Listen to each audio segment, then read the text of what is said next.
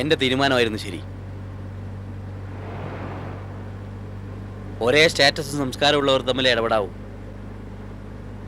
അല്ലാത്തവരുമായി ഒരു തരത്തിലുള്ള കോണ്ടാക്റ്റും പാടില്ലെന്ന് ഒരിക്കൽ കൂടി ബോധ്യപ്പെട്ടു. തൻ്റെ അമ്മാവൻ്റെ കാര്യം ഞാൻ പറഞ്ഞത്. ആ മനുഷ്യന് എന്തൊക്കെയോ കോംപ്ലക്സുകളാ. വിദ്യാഭ്യാസം ഇല്ലാത്തതിൻ്റെ കോംപ്ലക്സ്, ഉദ്യോഗസ്ഥനല്ലാത്തതിൻ്റെ കോംപ്ലക്സ്, ഇംഗ്ലീഷ് പിടിയില്ലാത്തതിൻ്റെ കോംപ്ലക്സ്. അല്ലെങ്കിൽ വീട്ടിൽ വരുന്നവരോട് ഇങ്ങനെയാണ് പെരുമാറേണ്ടത്? പലതും ഓർത്ത് ഞാനങ്ങ് ക്ഷമിച്ചതാ. വൈറ്റ് കോളർ എന്നൊരു വാക്ക് എവിടുന്നോ കേട്ട് പഠിച്ചിട്ടുണ്ട്. എന്നിട്ട് അതെടുത്ത് തലങ്ങും വിലങ്ങ് പ്രയോഗിക്കുക. ഒരമ്മാവൻ. തനിക്കൊന്നും പറയാനില്ലേ? തന്റെ വായിലെന്താ, നാവില്ലേ? ഞാൻ എന്താ പറയേണ്ടത്? ആരുടെ ഭാഗത്താ താൻ? നിങ്ങൾ എന്താ പറഞ്ഞെന്ന് ഞാൻ കേട്ടില്ലല്ലോ. കേൾക്കാതെ പറയാൻ പറ്റില്ലേ ഞാൻ ആരുടെ ഭാഗത്താന്ന്? തനിക്കറിയാമോ, അയാൾ എന്നെ പരിഹസിക്കുകയായിരുന്നു. എനിക്ക് ജോലി തിരക്കുണ്ടെന്ന് പറഞ്ഞിട്ട് അയാൾക്ക് വിശ്വാസം വരുന്നില്ല. അയാൾ ബിസിയാണത്രേ. കോയമ്പത്തൂരിൽ ലക്ഷങ്ങളുടെ ഏതോ ബിസിനസ് മാറ്റിവെച്ചിട്ടാണത്രേ ഇന്ന് വീട്ടിൽ നമ്മളെ കാത്തിരുന്നത്. ത്യാഗം, മഹാത്യാഗം. തനിക്കൊന്നും പറയാനില്ലേ ഇത്രയും കേട്ടിട്ടും? സൈറ്റിലേക്ക് പോകും വഴി എന്നെ വീട്ടിലിറക്കോ? ഇതാണോ പറയാനുള്ളത്? വർക്ക് സൈറ്റിലേക്ക് ഇപ്പം ആരും പോകുന്നില്ല. പിന്നെ കൃഷ്ണമാമനോട് പറഞ്ഞത്? ആ അമ്മാവനോട് അങ്ങനെ പറഞ്ഞു. ഇപ്പൊ തന്നോട് ഇങ്ങനെ പറഞ്ഞു. എന്താ പറയാൻ പാടില്ലേ? പ്രസാദേട്ടൻ എന്താ ഇങ്ങനെ?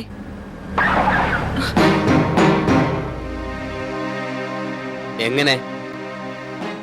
ഒരു പരിചയമില്ലാത്ത ആളോടെന്ന പോലെ വളരെ റഫായിട്ട്. I am a white collar, അതുകൊണ്ടാണെന്ന് വിചാരിച്ചോ? ദേ, ഒരപേക്ഷയുണ്ട്. മേലില്ലെങ്കിൽ ഇത്തരം ബന്ധുഗൃഹങ്ങളിലേക്ക് എന്നെ വിളിക്കരുത്.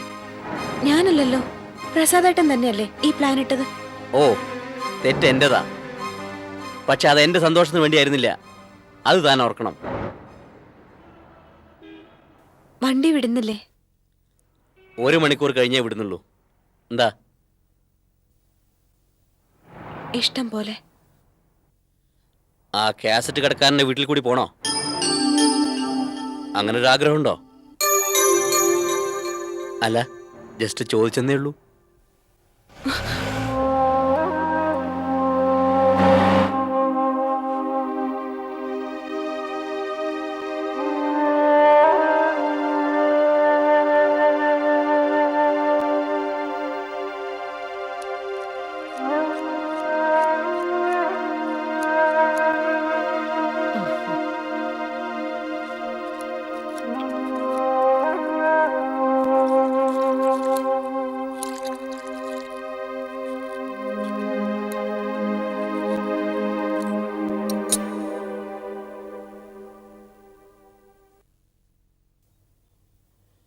എന്താ മോളെ മുഖം വല്ലാതെ?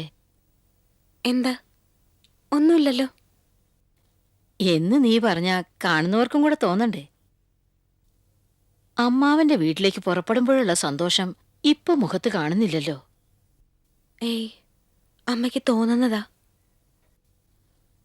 അമ്മയുടെ മുഖത്തേക്കൊന്ന് നോക്കിയേ. എന്റെ കുട്ടി, അമ്മയ്ക്ക് വയസ്സായെങ്കിലും കാഴ്ചയ്ക്ക് വലിയ കുഴപ്പമൊന്നും ഇതുവരെ ഉണ്ടായിട്ടില്ല. എന്താ ഉണ്ടായെന്ന് എന്നോട് പറയേ. അമ്മാവന്റെ വീട്ടിൽ ആദ്യമായിട്ട് വിരുന്നിന് പോയിട്ട് അരമണിക്കൂറിനകം തിരിച്ചു വരികയെന്ന് വെച്ചാൽ? അത് പിന്നെ ഞങ്ങളവിടെ കൃഷ്ണമാമയും അമ്മായിയൊക്കെ ആയിട്ട് തമാശയൊക്കെ പറഞ്ഞിരിക്കുകയായിരുന്നു. അതിൻ്റെ ഇടയിലാ ആ ഫോൺ കോള് വന്നത്. പ്രസാദേട്ടൻ വർക്ക് സൈറ്റിലോട്ട് ഉടൻ പോണോന്ന്. എന്നിട്ട് അർജന്റ് കോളായതുകൊണ്ട് തിരിച്ചു പോരാതെ പറ്റില്ലല്ലോ. എന്നോടവിടെ നിന്നോളാം പ്രസാദേട്ടൻ പറഞ്ഞതാ. ഞാനെങ്ങനെയാ? ആ, എന്നിട്ട്? എന്നിട്ടെന്താ, ഞങ്ങൾ ഇങ്ങോട്ട് പോന്നു. പണിസ്ഥലത്തേക്ക് പോയില്ലേ? ഇല്ല, ഉവ്വ് പോയി. അവിടെ പോയിട്ട് ഇവിടേക്ക് വന്നു. മോള് കള്ളം പറയാൻ ശീലിച്ചു തുടങ്ങിയല്ലേ? പക്ഷേ മോളെ, കള്ളം പറഞ്ഞ് ശീലമില്ലാത്തവര് കള്ളം പറഞ്ഞാൽ അത് ശരിയാവില്ല. പറയുന്നത് കള്ളമാണെന്ന് മുഖത്ത് തെളിയും. എന്തോ നീ ഒളിക്കുന്നുണ്ട്. അമ്മാവന്റെ വീട്ടിൽ വെച്ച് സുഖമല്ലാത്തത് എന്തോ ഒന്ന് നടന്നിട്ടുണ്ട്. നിനക്ക് പറയാൻ പ്രയാസമാണെങ്കിൽ ഞാൻ അവനോട് ചോദിക്കാം. അയ്യോ വേണ്ടമ്മേ, സത്യമായും വെബ്സൈറ്റിൽ നിന്ന് ഫോൺ വന്നോന്ന് പറഞ്ഞത് നേരാ. അത്യാവശ്യമായി സൈറ്റിലേക്ക് പോകാൻ തന്നെയാ പ്രസാദേട്ടൻ അവിടെ നിന്ന് ഇറങ്ങിയത്. പക്ഷെ പോയില്ല. അതാ അമ്മ ചോദിച്ചത്, അവിടെ വീട്ടിൽ എന്തെങ്കിലും പ്രശ്നമുണ്ടായോന്ന്. അങ്ങനെ പ്രശ്നമൊന്നും ഉണ്ടായെന്ന് തോന്നുന്നില്ല. പിന്നെ ഞാനും അമ്മായി അടുക്കളയിലായിരുന്നു. ഓറഞ്ച് ജ്യൂസുമായി ഞങ്ങൾ ചെല്ലുമ്പോ രണ്ടുപേരും അത്ര രസത്തിലെല്ലാം തോന്നി. പ്രസാദ് എന്തെങ്കിലും പറഞ്ഞ് തെറ്റിക്കാണും, അന്ന് ഫോണിലൂടെ പറഞ്ഞതുപോലെ. പ്രസാദേട്ടനെ മാത്രം ഞാൻ കുറ്റപ്പെടുത്തുന്നില്ല. കൃഷ്ണമാമനും സ്വയം ഒന്ന് നിയന്ത്രിക്കേണ്ടതായിരുന്നു. അപ്പോ അവര് തമ്മിൽ വാക്കേറ്റം ഉണ്ടായിന്നല്ലേ? അപ്പോ ഞാൻ ഊഹിച്ചത് ശരി തന്നെയാ. എന്തൊരു കഷ്ടമാ. അമ്മ വെറുതെ ആലോചിച്ച് കാട് കയറല്ലേ. ഒരു ചെറിയ സൗന്ദര്യ പിണക്കം അത്രേ ഉണ്ടായുള്ളൂ. ചിരിച്ചോണ്ടാ കൃഷ്ണമാമനും അമ്മായിയും ഞങ്ങളെ യാത്രയാക്കിയത്, അറിയാമോ? ഇനി ഒരു ദിവസം വീണ്ടും ചെല്ലാവെന്ന് പ്രസാദേട്ട സമ്മതിച്ചിട്ടുണ്ട്. ചെല്ലും. എന്റെ മോൻ പ്രസാദല്ലേ, ചെല്ലും. ഉറപ്പായും ചെല്ലും.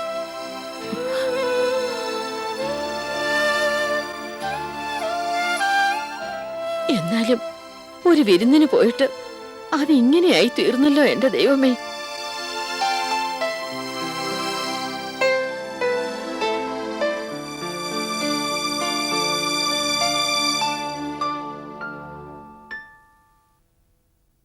സുമിത്രേ,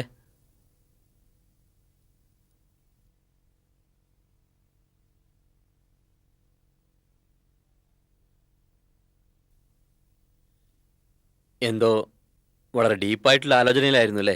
ഏയ്, ഞാൻ വെറുതെ. ഈ എഴുത്തുകാരൊക്കെ ഒരുതരം സ്വപ്നജീവികളാണെന്ന് കേട്ടിട്ടുണ്ട്. സത്യമാണോ? ഇരിക്കുമ്പോഴും നടക്കുമ്പോഴൊക്കെ അവരുടെ മനസ്സ് ചുമ്മാ ഓരോന്ന് ഭാവന ചെയ്യത്രേ. എന്താ പ്രോസസ്സിൻ്റെ പേര്? ഇമാജിനേഷൻ. പറഞ്ഞു കേട്ടതാ കേട്ടോ. പക്ഷേ സുമിത്ര അങ്ങനെ വല്ലപ്പോഴൊക്കെ ഭാവന ചെയ്യുന്നതിൽ എനിക്ക് അഭിപ്രായ വ്യത്യാസമൊന്നുമില്ല. നമ്മുടെ ഡേ ടു ഡേ കാര്യങ്ങൾക്ക് തടസ്സം വരരുതെന്ന് മാത്രം. അതുമാത്രമല്ല, ബാങ്ക് ജോലി എന്ന് പറയുമ്പോൾ അത് ലേശം റിസ്കി ആണല്ലോ. ജോലിക്കിടയിൽ ഇമാജിനേഷൻ വന്നാൽ അത് വലിയ പ്രശ്നമാവും. കൈകാര്യം ചെയ്യുന്നത് വല്ലവരുടെയും പണമല്ലേ?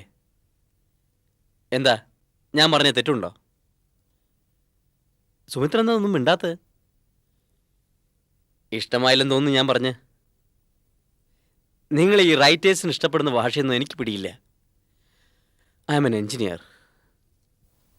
റൈറ്റേഴ്സും മനുഷ്യരല്ലേ പ്രസാദേട്ടാ? എല്ലാവരും സംസാരിക്കുന്ന ഭാഷ തന്നെയല്ലേ അവരും സംസാരിക്കുന്നത്? ആണോ? അല്ലെന്നാണ് ഞാൻ കേട്ടിരിക്കുന്നത്.